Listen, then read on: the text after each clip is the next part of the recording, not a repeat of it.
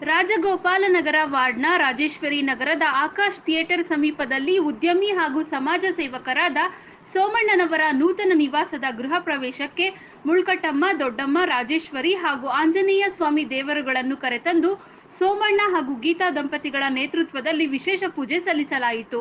ದೇವರುಗಳನ್ನು ರಾಜೇಶ್ವರಿ ನಗರದ ರಾಜೇಶ್ವರಿ ದೇವಸ್ಥಾನದಿಂದ ಸೋಮಣ್ಣನವರ ನಿವಾಸದವರೆಗೂ ವಿಜೃಂಭಣೆಯಿಂದ ಮೆರವಣಿಗೆಯಲ್ಲಿ ಕರೆತಂದು ನೂತನ ಮನೆಗೆ ಬರಮಾಡಿಕೊಳ್ಳಲಾಯಿತು. ಜೊತೆಗೆ ಸತ್ಯನಾರಾಯಣ ಸ್ವಾಮಿ ಪೂಜೆಯನ್ನು ಹಮ್ಮಿಕೊಳ್ಳಲಾಗಿತ್ತು. ರಾಜಗೋಪಾಲನಗರ ವಾರ್ಡ್ನ ಕಾಂಗ್ರೆಸ್ ಅಧ್ಯಕ್ಷರಾದ ಬಿ. ಜಗದೀಶ್ ಕುಮಾರ್ ರವರು ಪೂಜೆಯಲ್ಲಿ ದೇವರ ಆಶೀರ್ವಾದ ಪಡೆದು ಭಾಗವಹಿಸಿ ಸೋಮಣ್ಣ ದಂಪತಿಗಳಿಗೆ ಶುಭ ಕೋರಿದರು. ಈ ವೇಳೆ ಮಾತನಾಡಿದ ಬಿ. ಜಗದೀಶ್ ಕುಮಾರ್, ಮುಳ್ಕಟ್ಟಮ್ಮ, ದೊಡ್ಡಮ್ಮ, ರಾಜೇಶ್ವರಿ ಹಾಗೂ ಆಂಜನೇಯ ಸ್ವಾಮಿ ದೇವರುಗಳ ಕೃಪೆಯಿಂದ ಸೋಮಣ್ಣ ಕುಟುಂಬವು ಸಮೃದ್ಧಿ ಹಾಗೂ ಸಂತೋಷದಿಂದ ಕೂಡಿರಲಿ ಎಂದು ಹಾರೈಸಿದರು.